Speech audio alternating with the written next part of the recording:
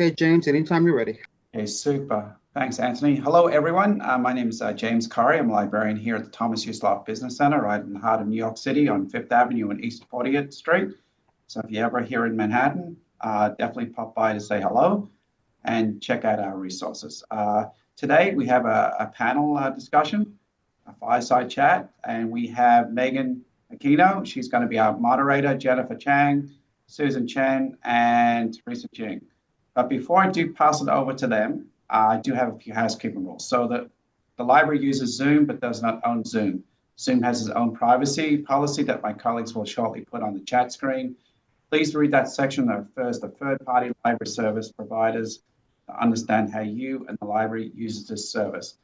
The Q&A feature is enabled, so if you have a question or comment, just put it in there. Today's event is going to be recorded and will be sent to everyone within 24 hours, actually later tonight. And closed captioning is enabled for those who need it. So without further ado, welcome aboard, guys. It's all yours, Megan. Thanks, James, and thanks to the New York Public Library for hosting us today, and thanks for everyone calling in. Welcome to the Business of Food. Asian American Entrepreneurs Spill the Tea. I'm Megan Nakano, and I'm the founder and executive director of the Asian American Chamber of Commerce of Illinois here in Chicago. And I'm here today with Jennifer Chan, founder of Banato, Teresa Ging, founder of Sugar Bliss, and Susan Chen, founder of Madame Susan Sauces. If everyone would please introduce yourselves and tell us about what inspired you to start a food business. Let's start with you, Jen.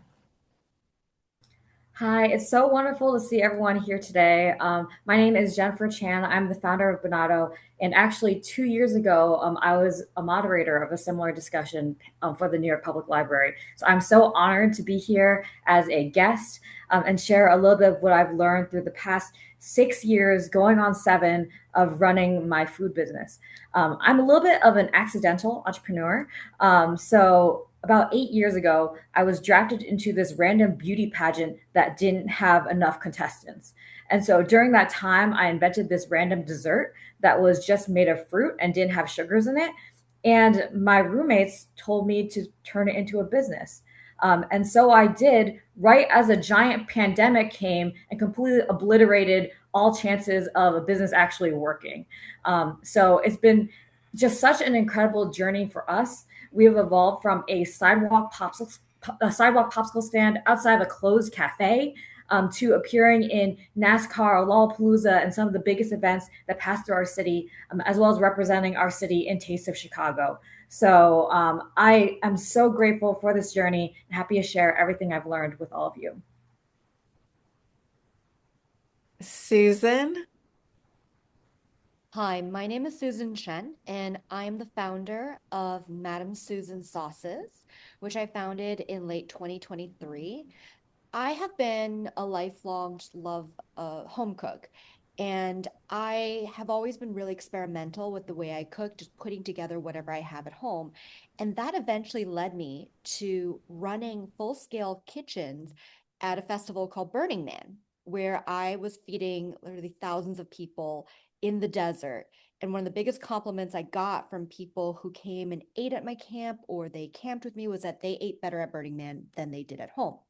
And a lot of the prep work that I did in order to make a full scale, basically catering service kitchen run in the desert was creating sauces ahead of time. And my friend said to me, "Hey, have you ever thought of bottling these sauces? You already do it anyways, bring these out here." So I was like, all right, let me try that out. So, similar to you, Jennifer, I started with a table in my neighborhood in front of the park next to the farmer's market.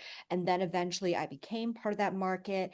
And I have grown since to be in independent stores all around the New York City area and also in the Hudson River Valley. And I'm looking to grow my brand even more. So I have three products. I have a chili crisp, a Japanese miso sake umami sauce, and a Sichuan dipping sauce. And I'm also exploring going into sister dry, complementary dry spice line as well. Great. Thanks, Susan. Teresa?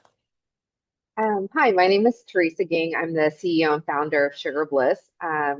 We are a retail bakery baked goods company. I started my company in 2007, so we're 19 years old.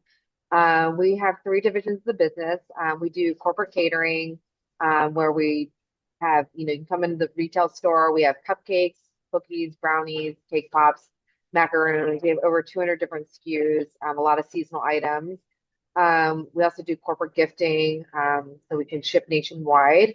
We also have a second division that does packaged cookies that has a 12-month shelf life. We have two different sizes, a 2 ounce, a grab and go, and a 5 ounce bag. We use sustainable packaging, and then a portion of the proceeds go back to support women and minority entrepreneurs. So we actually have a scholarship that we've given out, about 30 or plus, to help more women and minorities get certified. Our cookies are sold at Mariano's, which is a Kroger banner, Myers, some independents in Chicago area. We also sell them at the airport and Hyatt and Marriott Marquis hotels. So that's our second division. And then the third division we have is food service. So it's basically larger formats. So we do large scale catering for Chicago Bears, McCormick Place, which is a convention center in Chicago, and higher education, such as UIC. So yeah, feel free to ask me any questions on retail store, CPG, or food service. So all three of you had corporate careers before launching your businesses. What does entrepreneurship offer that corporate life didn't? Jen? Yeah, I think that's such an amazing question, because I feel like I really love my corporate career as well. But for me, I think Banato has been the biggest gift in my life. So my business, I like to describe it as my storage place of things I love. So I'm able to just implement all the values that I have, and things I cherish into a company that impacts so many people. So, for example, in our company, we are teaching kids about fruits and vegetables. I'm able to help the next generation of entrepreneurs. I'm also able to support social causes like this one that I really believe in, to help uplift other Asian women and other entrepreneurs. And so I would say just my ability to give and also my ability to learn has just been amplified through this business. So I always tell everyone, be like Nike, just do it, start a business, because what I have gained has been so much more than I ever could have imagined. What do you think, Susan? So candidly, I still have half of myself in the corporate world right now. I'm doing Madam Susan sauces, and I'm also working at a very large software company in AI go-to-market. So it's been quite a busy and also a challenging experience to balance the two. But I can say for Madam Susan sauces, it's really an area where I have full ownership. I have I have so many people reaching out to me with positive comments about my sauces. I have literally people stopping me when I'm walking my dog in the street and be like, "Oh my gosh, I absolutely love your sauce." And then I've also done some cooked food items at some of my market stalls. Are like, "I loved it when you made your japchae noodles with your sauces and you were serving those." So it was kind of that connection to people, that where in my corporate job, yes, I'm working with people, but it's not the same. I don't have that end ownership. I'm putting together and doing analysis of all this data, which I was doing earlier today, and it's going out. I'm not sure who's reading that report at the end of the day, and I only get feedback when there's something that's usually that requires attention. That's that it's not just it requires more work basically at the end of the day. But on the I think on the business front, it's just been a journey of it's really a fascinating learning journey. I am now also in the process of refining my brand positioning as well, and just doing all the work and checking through like my orders and figuring out the demographics and where people are ordering from. It's really fulfilling to kind of see all this come together and have it be really tangible. And it's really your heart and soul that you pour into it. So I get a lot of fulfillment from in being able to impact people directly in that way. How about you, Teresa? What are some of the differences between corporate and entrepreneur life? Yeah, so just a little bit about about my background, I was in finance for about 6 years. I did investment banking, private equity, equity research. And I used to actually cover some food retail stocks and food service and packaged food, not knowing I was going to go into food. So that kind of gave me a little bit of, I mean, I would say that, a lot of businesses start on passion, but a lot of businesses survive. You have to survive and know your numbers, And so I think being in the finance world allowed me to really understand our numbers. I think a lot of businesses don't survive because they don't understand their numbers. It's not just a top line. You got to understand your bottom line, labor, merchants, or yeah, all these little things that cost money. So I appreciate the time I spent in finance. That really, really prepared me for running a business. I think with entrepreneurship, I mean, as Jen and Susan said, it is a different lifestyle and fulfillment. Um, as an entrepreneur, unfortunately, I would say that our minds never shut off. But that's a con, I guess. But it's also fun because you can constantly be innovative and develop. But it's really, I mean, again, like, when I see people that come in my store and they say, I've been coming to you for the last 18 years, like that's really awesome. Or they see our product in Mariano's. It's like, I used to come to your bakery. So building your business, I mean, you can't really do that much in finance or, I mean, having a corporate job.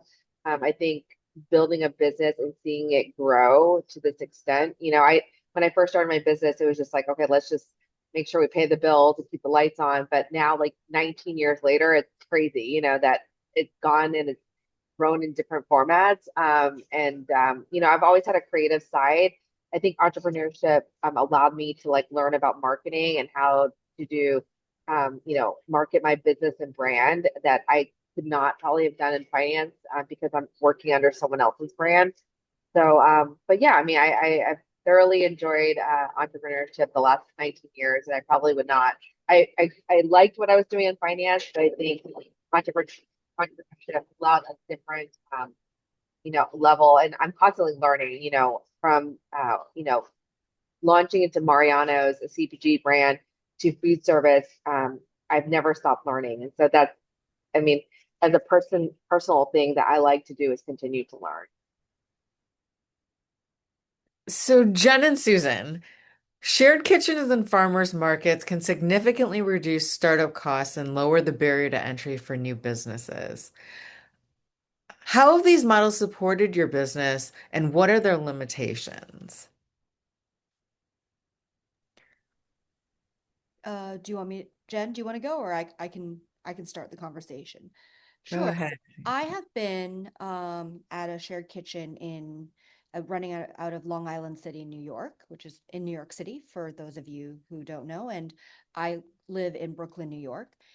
And the shared kitchen model has been really great in that it is, I'm not, I don't have any overhead in terms of running an entire facility. I rent space from the facility, so it helps keep my costs down. Some challenges with shared kitchens is also just space within really making sure, especially coming into the holiday season, to plan ahead, getting your slots in the kitchen to make sure production that you get the production time that you need to produce enough product for retail to sell. I've certainly done some overnight shifts where we've gone in at midnight, we ended at 8 a.m., went straight into work the next morning. Brutal, not ideal. So, those are kind of the situations that you run into. But I think one of the, you mentioned with costs, and Teresa has also talked about just the whole idea of entrepreneurship. You really need to know your numbers. And I 100% agree because I'm in a very, very different stage of business than Sugar Bliss with Teresa. She's 19 years veteran in the business. I'm still trying to figure out the costs. At this current stage with a startup, you are small and you don't have the volume to take advantage of cost savings and economies of scale when it comes to pretty much anything, ingredients, shipping, whatever it is you may do. And you're also competing generally you're competing on quality, because as a small producer, that is one of the biggest areas that you're going to be competing on. And that also means the cost of your operations are going to be fairly expensive, especially within the cost of goods sold. So I'm still trying to make sense of making sure the quality of my products stay high. I've been also dealing with price increases across the board from both supplies, like thinking about, I use glass bottles, so that's a lot of shipping costs. And if you think about shipping costs right now, they're all going up with the current world that we live in. And also, I have some imported products, which over the past few years have seen prices go up as well. But I want to keep, there's certain products I import from Japan, and to keep that, and I've been using it, but I've seen prices go up 40%. So, I'm still keeping that quality and I haven't raised my prices. But at this point, I know, like, as a small producer, you're in a world where you want to stay also affordable for your consumers too. So it's a balancing act, and trying to keep your financials where you're able to cover your costs within the company. You think about, you want to plan ahead because you're going to be building up inventory, and then you're going to be drawing down on it to sell it, and building what is your proper level of inventory to keep. Those are all things that, like, I think about in running the business, so that I'm investing appropriately, but also keeping not running into a problem where the business is running out of money, or money in, money out. Yeah, Susan, I love the way that you jumped into the world of cost, because I feel like that is a really huge misconception in the world of entrepreneurship. So I think there's two big misconceptions that I've seen from a lot of people who haven't started businesses yet. The first one is that in order to start a business, you need to quit everything. You need to buy a gigantic storefront and spend thousands and thousands of dollars to start this business. The second misconception is that we, as people in businesses, are all competing against each other, fighting against each other, throwing punches in the ring, trying to win and be business number one. But I think through shared kitchens and commissary kitchens, you can see there's actually a very different route you can take. I'll just give you a little background on my business. When I started my business, I had about $2,000 in the bank, which I really quickly blew on buying this gigantic 200-pound ice cream cart. Um, and when I started my business, I really didn't have much money. And so, beginning my business in a shared kitchen space where I could pay $35 for a shelf, and at that time, $10 an hour to rent space, that was a wonderful thing for my business to be able to grow and continue leveling up. And I think another thing that the shared kitchen environment offers you is just an incredible community of other people who are in the similar mindset and similar space. Like, I'll give you an example from just like 2 weeks ago. So 2 weeks ago, I was in the kitchen, and I was making a batch of popsicles to kick off my season. And I accidentally drained the water in the sink too fast, and the garbage disposal completely overflowed, flooding the entire kitchen. And this is pretty devastating stuff, because basically we had just finished a 4-hour shift and now had to scrub the floors of the entire kitchen. And all of a sudden, not one, not two, but three other business owners stopped whatever they were doing. They jumped in with mop buckets. One guy had a fan. One person was like squeegeeing water, and like they all just hopped in to like help me in this really chaotic, horrible situation that would have probably taken me all night. So I just think that you can't understate the power of camaraderie within the food industry. I think this is why I love the food industry so much, because really we are all in this together. We're here to help each other, and we're here to share what we know, and make things a little better all around. 100% agree with you. I have kitchen mates that are my friends. Like, we bounce advice off of each other. Mhm. I'm doing the fancy food show for the first time with the Specialty Food Association this summer. People, like, we're all trading notes on, like, the first time doing it. What should you do? What should you be prepared for? Can we share on some of the things? Because everything is so expensive. Like, we're all Mhm. doing this together, and we're also like, yeah, we're helping each other out. We all have our own swim lanes, and we're all on our own journey essentially. So yeah, we're not really, like, it's not like a direct competition at each other at all. We all are unique in our products. Susan, you mentioned cost of goods sold, and I remember in an earlier conversation, you mentioned that you were given a pricing formula that changed how you thought about your margins. And can you walk us through that? Sure. So I'm just giving you the context. This was when I was first going into our shared kitchen, and our kitchen also has advisory services. It's partially supported by the Queen's Economic Development Council. So the initial there's a woman named Catherine who's like she runs that kitchen, and people in the food industry know her. She's been around forever. And she looked at my cost structure and she goes, yeah, your costs are very high. You know, if you can try to lower that in some way. But the basic formula that she gave was that for your cost of your price to the consumer, for your cost of goods sold, should be your cost of goods sold, you should multiply that by 3. That's your wholesale price. And then you multiply that uh, by 2. That's how you get to your retail price to be able to cover things such as distribution, labor, um, rental of kitchen time, marketing costs. And even I've also heard some formulas where it says you should multiply your wholesale costs by 3. And when you look at a beginning business, if I were like, that's something, if I grapple with that formula, it's where you end up is like, I don't know if consumers will pay for that at that level because we frankly my glass bottles are now $1.10 each. So if you think about that's an empty bottle right there, already you're looking at $3.30 wholesale with nothing in it.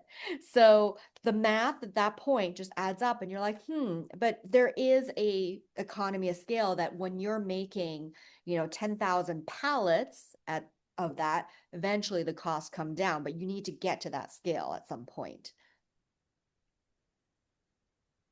Teresa, you have a retail space in the Palmer House Hilton, and your packaged products are now available in Mariano's, Macy's, Soldier Field, and O'Hare Airport.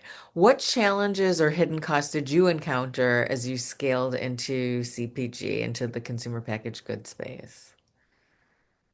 Yeah, so having a retail store, it's, we make it and we sell it directly to the consumer. So that is, there's no distributor, there's no retailer, we can charge whatever we want. So essentially, I mean, but we pretty much do like a 40% margin across all of our products.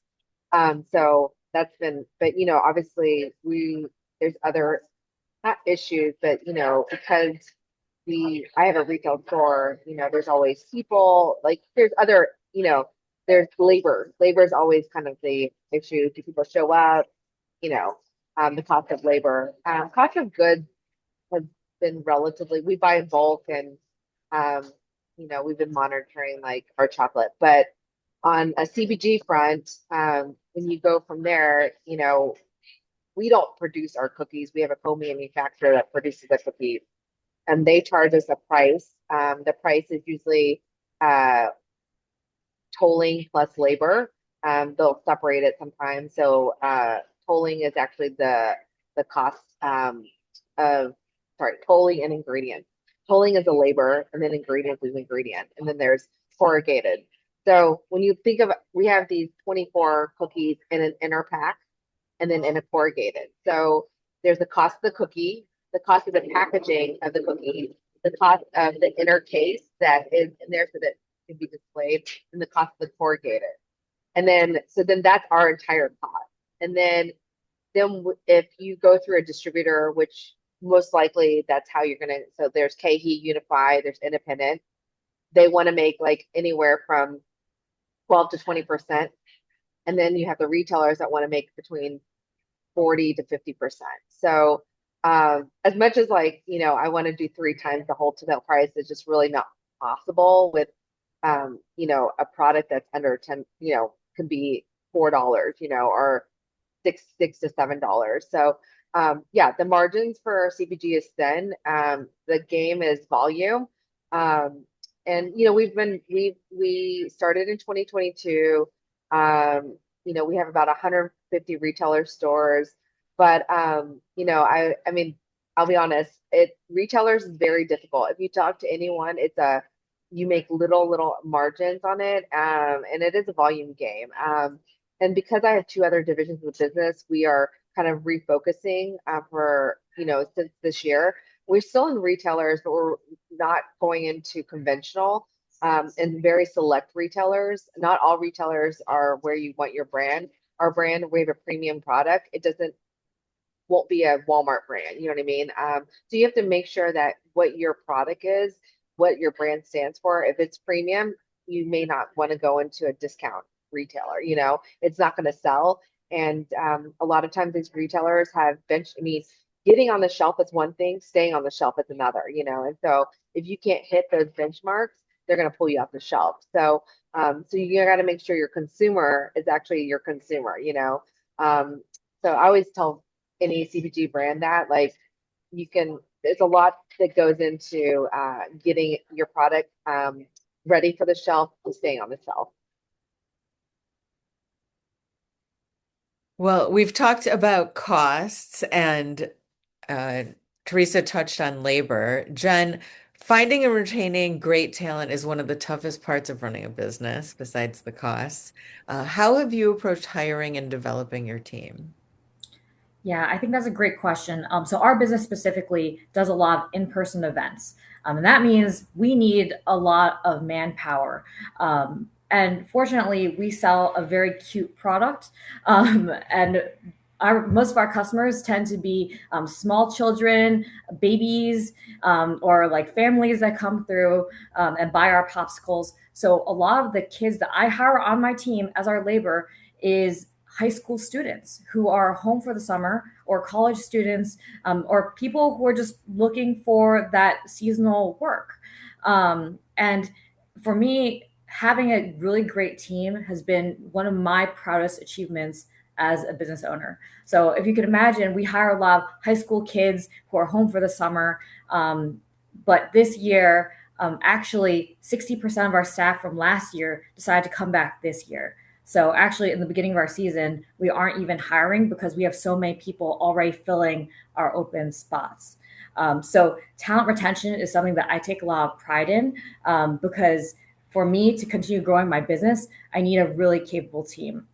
So when you think about labor, there's kind of two parts to the equation. The first part is your people, and you need to find people who you believe are intelligent, who you think are capable. I think that there's this common misconception in the business world, where if you are a younger staff member, maybe you are not as capable. But for me, I really choose to just challenge that notion that age equals competence. Because when I started my business, I was 26 years old. So I looked at the high school kids and college kids coming into my business, and I knew how capable they were. And so by challenging them, by getting their ideas, by finding better ways to run my business, they're not just my employees. We're really all in this together. So that's part one of this. And then part two is for you yourself as a founder. And I really want to challenge myself to not just be a boss, but to be a great boss. And because I'm working with kids who are working their first job, I want them to have such a high standard for who they work for that they don't tolerate actions that are not appropriate for them. We had a kid on my team 2 years ago who worked for me for a summer. Afterwards, she went to go work for this juice company, who will not be named. And when she went to go work for this juice company, I immediately had some concerns, but she went and did her thing. 1 month later, she came back to me. I was like, "Oh, how's it going at that juice company?" And she said, "Oh, I quit." I was like, "Oh, that's interesting." And she said, "Yeah, I quit because I noticed that so and so, he didn't run the business like you did." And for me, I think that was the greatest compliment. That really validates what I'm trying to do for these kids. I just really hope to give them such a strong foundation, and they can hopefully go off into the world, run their businesses, and be even better leaders. I know that I've experienced you and I've known you for several years as you've watched you grow your business, and I can tell how much you love your employees and how much care you put into training and retaining them. So I know that this is true. Um, Teresa, you've been at this the longest. You started out catering in 2007. What were the pivotal moves that transformed Sugar Bliss into the brand that it is today? Yeah, I mean, when I first started, I opened a retail store in in 2009, and we just started doing cupcakes only. So we did minis and regular size cupcakes. Over the years, added different product lines, cake pops, macaroons. I ended up opening a pop-up store and realized that it was good vehicle traffic, but not pedestrian traffic. And so, tried that out.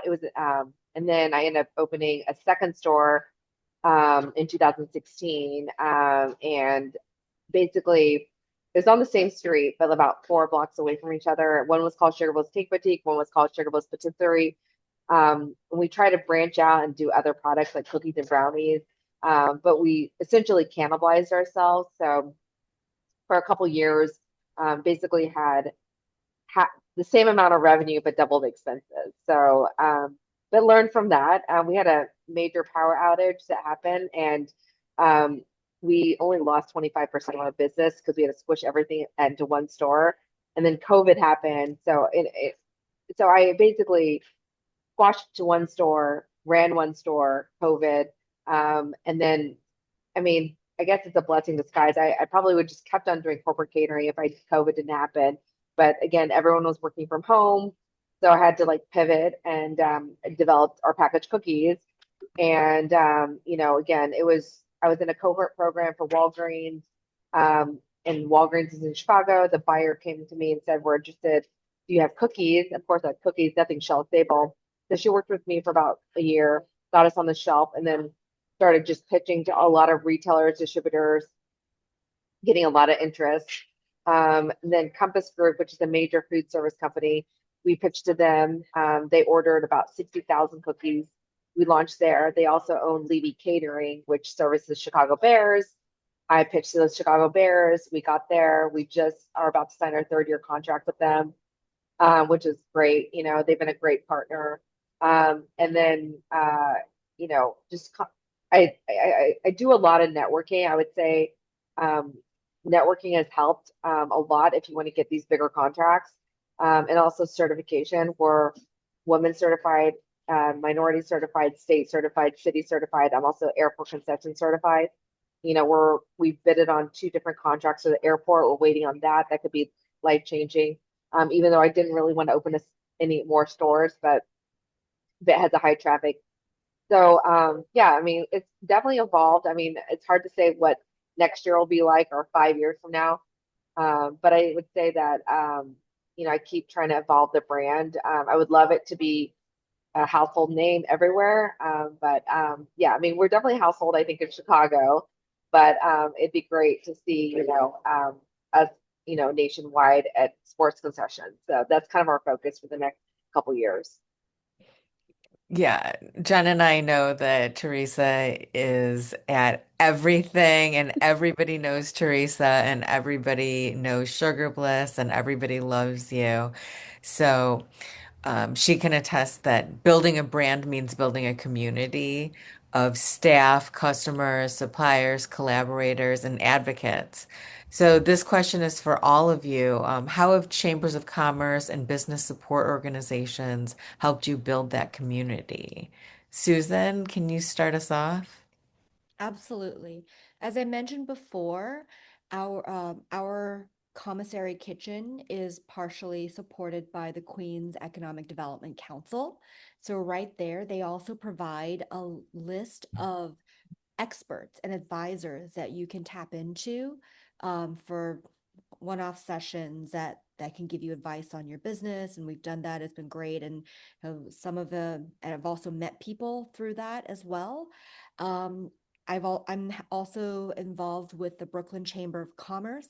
For this year, we did their Chinese New Year, Lunar New Year celebration, and I'm within their stores at Brooklyn Made, which is a store that's supported by Brooklyn Chamber of Commerce, specifically for products that are made or designed in Brooklyn.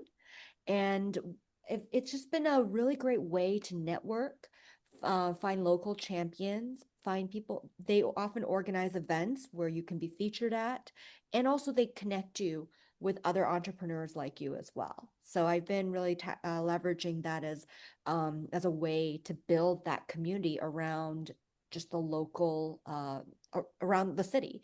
And also they always have grant contests. So I've been applying for the grant contest. QEDC does one. Brooklyn Chamber of Commerce recently had a pitch competition. So there are all these different opportunities, and they also link you with other grant opportunities that they know through the grapevine. So it's a great source of information and an outlet, community, all of that. Jen? Okay, well, if we're spilling the tea here, word of advice for anyone on this call: go talk to strangers. Okay, I think that people don't realize that starting a business, it takes a village. It really takes so many people around you to support you and to help you, because what you are doing, starting a business, is absolutely bonkers. There's not many people who will really understand you as other founders and other community members will. So going out there and finding your community and finding people, and even just asking questions, can lead you to so many different people and places. I have two examples on this call. When I started my business, I actually walked into a bakery that was called Sugar Bliss.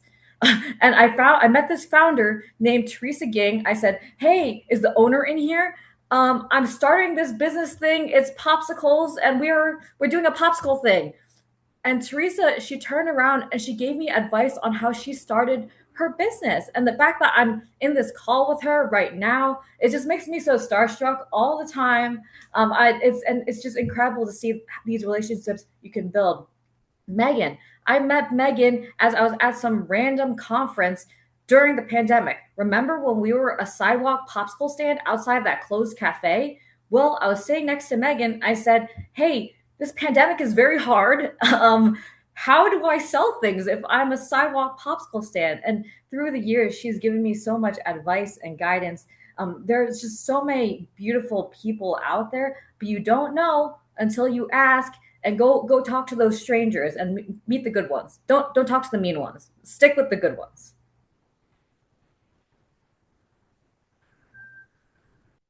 Teresa, the queen of networking, tell us how to do it. Yeah, I mean, I would say, I just put a LinkedIn post. I'm on the Asian American Chamber of Commerce with Megan, on a board member. I'm on the Small Business Development Center for the Chamber of Commerce in Illinois. So those are two. I mean, I'm very passionate on helping women and minority entrepreneurs, small business, local business. The WBDC, which is the Women We Bank's Midwest chapter. And then Chicago Minority Supplier Diversity was the Chicago chapter. And I'm sure they have one on the East Coast. But I attend these conferences, and for me, networking is the key. I go to these conferences, show up, you become friends with these, people in supplier, inclusion, supplier diversity. I'll give you a couple of examples. We got into Compass. That buyer happened to be at the NMSCC conference in Baltimore about 3 years ago. A buyer for Levy was there, and she asked me, like, can we do something proprietary for the Cubs? I was like, yeah, like, let's talk. And so, I mean, we didn't do anything for the Cubs, but we did something for Chicago Bears, and now it's 3 years, and that's been life-changing for my business. So, I mean, again, showing up to that conference. Then a couple years ago, I was in Denver for the WeBank conference. It was my first time, even though we've been WB certified for almost a decade. It was my first time actually attending the conference. And, I had 10 minutes left until the trade show ended. And I was like, I need to go to 3 booths: Macy's, I think, like two other, I can't remember. So I dropped off some samples with Macy's. And then she introduced me to their supply diversity. We're now on Macy's. And then I've been on different panels that Macy's has hosted. They sponsored Sugar Bliss at conferences. So it's been a really rewarding, partnership. I mean, I've been in so many different cohorts. I mean, I've been in Walgreens, Kohl's, BP, Amoco, I'm in BMO. I've been every cohort, you learn something, but also like the relationships that you build. Yes, it'd be great to get our cookies in the gas station, but who knows? But anyways, it's just I do a lot of networking. I would say show up. I mean, I probably overbook my calendar, but it's really important. You know, I I one time went to this webinar and you don't when you go to trade shows, you're not like, "Hi, I'm Teresa, and this is what I sell." Like you kind of want to approach them like just as a conversation. You know what I mean? And I think when you become like not trying to sell your stuff or your product and understanding what that business is looking for and become like I mean essentially a friend, they will think of you when they want to do catering or whatever. So again, a lot of these buyers get bombarded 24/7, and so it's more like you've got to build a network and you got to show up. Some of these places I've shown up so many times and now like we've become friends, and so they do think of us for catering. So like just like Jen said, like I mean, I don't know, there are some bad strangers out there, but there are a lot of good strangers, and I'm glad that I was one of them. Me and Megan have been for Jen, but also, like helping, paying it forward. I do a lot of mentorship and stuff like that, and you just never know who that next person will be, either helping your business. So I think mentorship is really important as well. So we are celebrating Asian American Heritage Month, and that's why we're doing this panel today. So I'm curious if you all feel your cultural backgrounds shape how you build and market or lead your businesses. Any of you want to jump in? Sure, I can talk about that. My sauces are Asian style sauces to begin with. There were things that I have either made for myself out of all the ingredients that I grew up eating or things that I was inspired.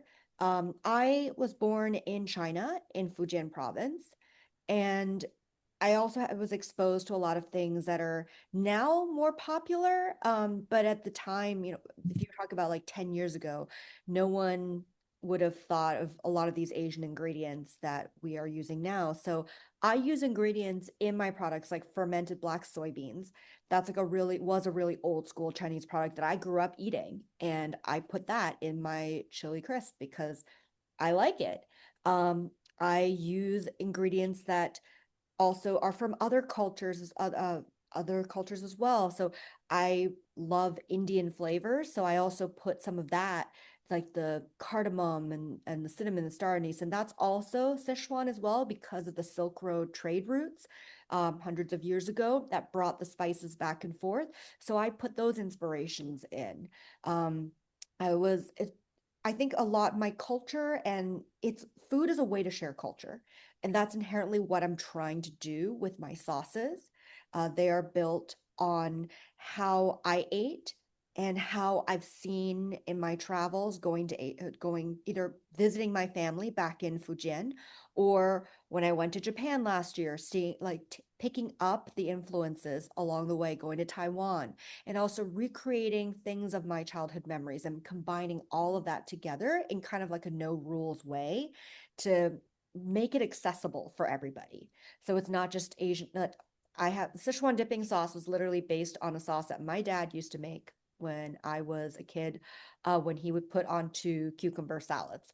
And that's kind of now my thing. It's like, okay, that was a cucumber salad. You can also use it for dumplings.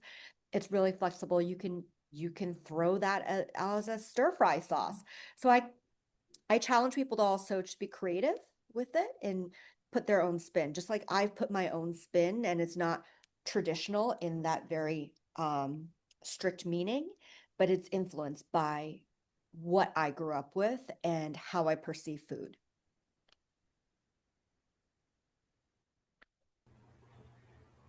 I mean, On my end, I think I always have a lot of deep love and respect for my Asian heritage and my cultural background.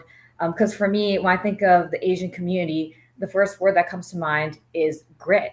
I come from an immigrant family.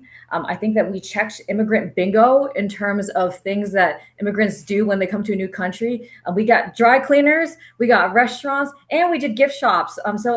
So really, entrepreneurship is the backbone of my family, and that's how my grandparents were able to help bring us to another position today. So I think in the Asian community, we do have such a culture and history of entrepreneurship that I am really proud of. But I think that the culture piece that I take and I apply to my business is the Asian concept of family. And I know that a lot of my staff members, some are Asian, but a lot of them are not Asian. And I think that's a really beautiful thing, because they are all part of our Banato family, so they become Asian by default. Um, and I think a lot of the kids that are on my team, some of them don't come from the best biological family backgrounds. So for me to be able to give them that same sense of home and family and security, and just care for their well-being that we have in our culture, I think is such an amazing value to be able to continue forward. So, I grew up in Texas, so it's very non-Asian. And then I came to Chicago, and it was, I went to Chicago. It's like 360 or 180.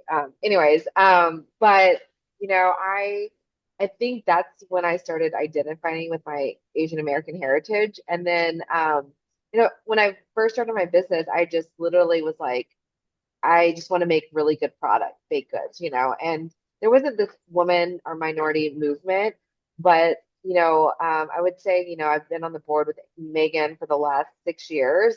And it's really rewarding to like give back to the community.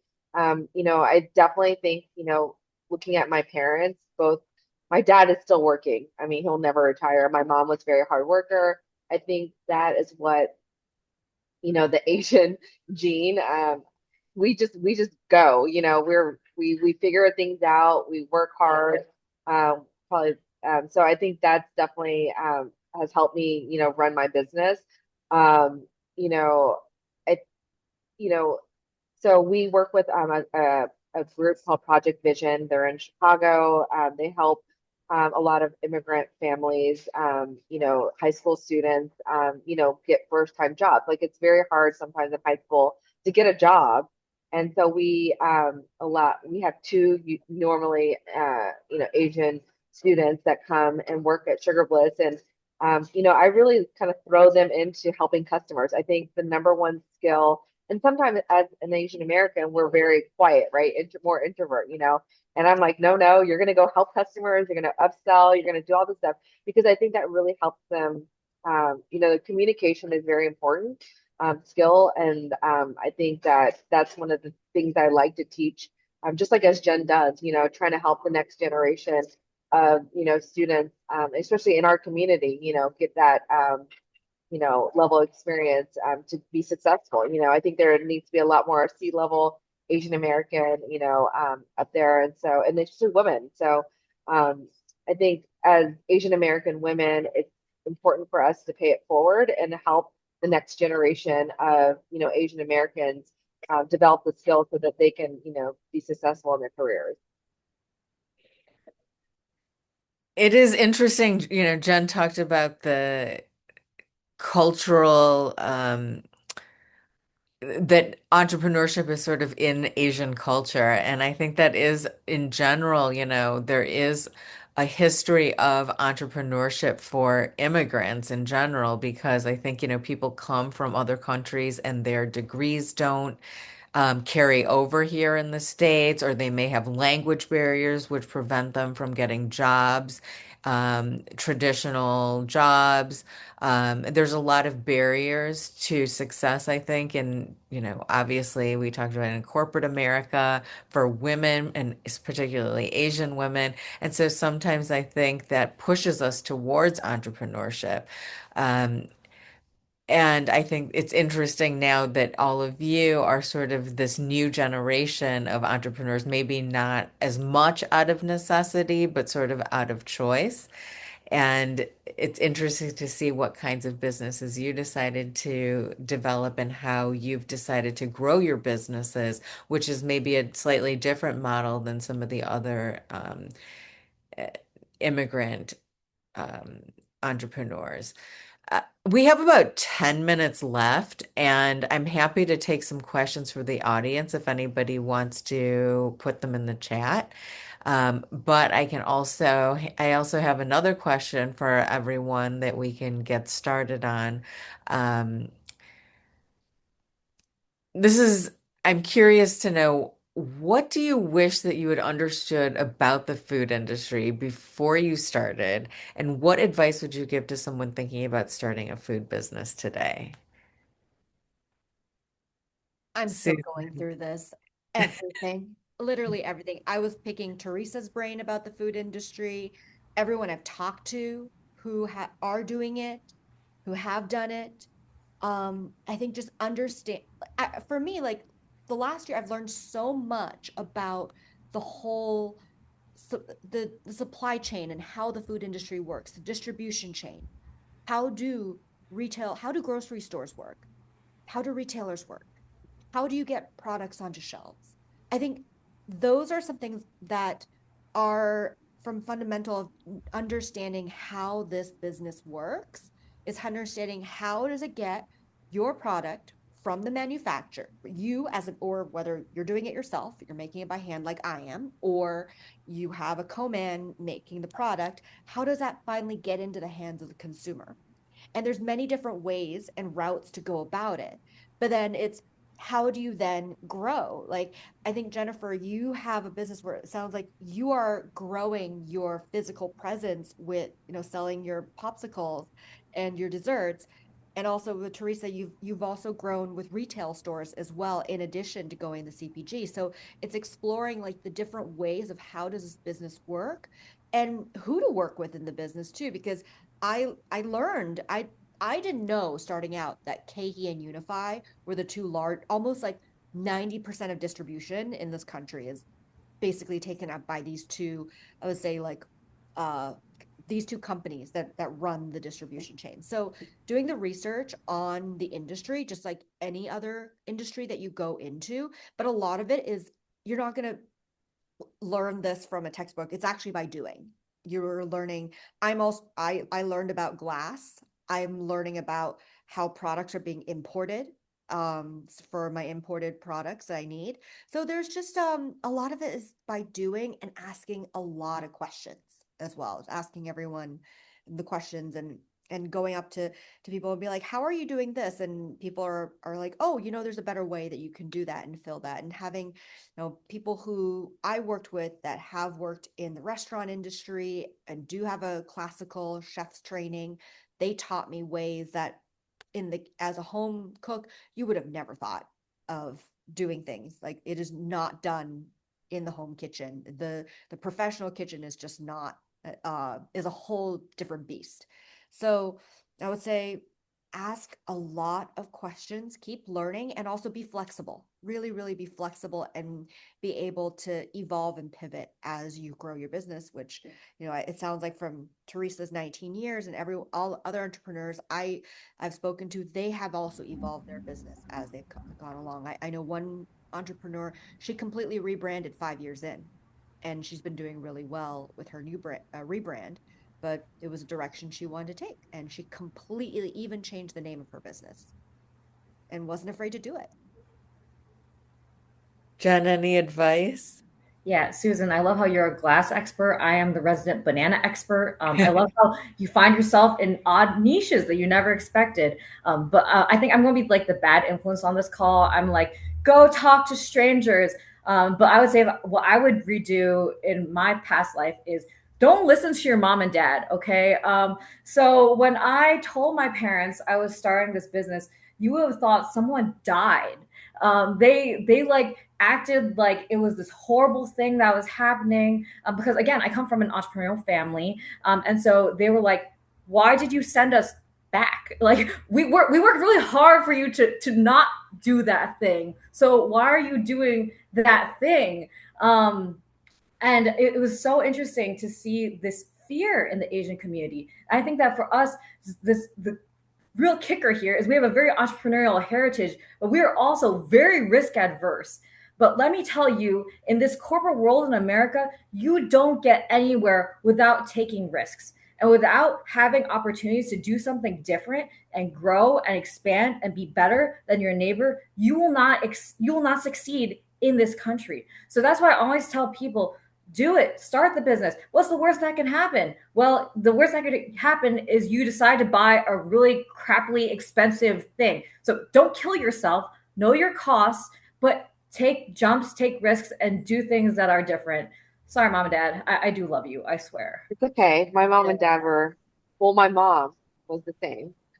So when I told my mom I was going to go to pastry school, she's like, "What? You want to open a Chinese restaurant? Like, what is that?" That going going from University of Chicago, an econ stat major in finance, and not your parents don't want to say that. And so, anyways, my mom literally gave me like a 1 year and let's see what happens. So I think, fortunately, I was invited to President Obama when he spoke to create the executive order for women and girls, more cabinet members, and that solidified because my mom was on a plane and she told a group of strangers that I went to meet Obama, and one of those strangers called Sugar Bliss said, "Just so you know, your mom is proud of you." So, and then she never asked me again about my bakery. But anyways, no, I mean, again, it's nobody wants like to say their daughter or son is opening a bakery unless it's successful. And so, fortunately, 19 years, I think we've checked that box, and mom and dad have moved on. But my dad was an entrepreneur, so, but I don't remember what the exact question was. Advice. Oh, advice. I mean, again, try it. Don't break the bank. I mean, again, I'm not trying to dissuade anyone from going to retailers, but it is a long game. Those Unify KE, watch your chargebacks. Not every retailer is a great retailer. We've said no to retailers for different reasons. So I would say make sure that retail, like watch the chargebacks, watch the promos. If you're gonna do a promo, make sure that retailer is abiding by the promo. It's a hard retailers. It's hard. You have too many people in the kitchen. When you make your product and you serve it, like when we serve to customers or. But it's also, how do you scale? If you look at a lot of CPG founders out there, only very, very, very, very, very few get to an Poppy or a Simple Mills or anything like that. And that's because they have investors. You either run out of money or, most of the time run out of money. So I would say stick to your numbers, try to be efficient. But again, those large retailers, they have a lot of deep pockets, and it's just hard. I mean, not to dissuade anyone from retailers, it's a long, long, long game, and you got to figure out when to exit. So Well, thank you, ladies. You're all an inspiration to a lot of women and a lot of entrepreneurs out there. So thank you so much. And thank you, James, for this opportunity. Thanks to the New York Public Library for having us. Well, you guys were great. I mean, it was a very fun discussion, very inspiring, and very informative for everybody who listened today. So I think everybody got a little bit different bits of advice in all that. So I really, really appreciate your time, your expertise, and just you guys just being here. It's always a fun, happy time for me. And I just want to say thank you so much. You guys rock. And also for my colleagues in the background, Susan and Sharon and Anthony. I got Susan on my mind here. I'm looking at her picture as I'm talking. So thank you so much for a wonderful program today. And we're looking forward to having you back again in the not too distant future. I know Teresa has always got a crazy schedule, but she always says yes to these programs. So as does Megan. So and Jennifer and Susan, thank you so much again for being part of a really great combo today. Thank you, Megan and James. Thank Okay. Thank you. you. Thank you, all of you. Okay, cheerio for now. Bye.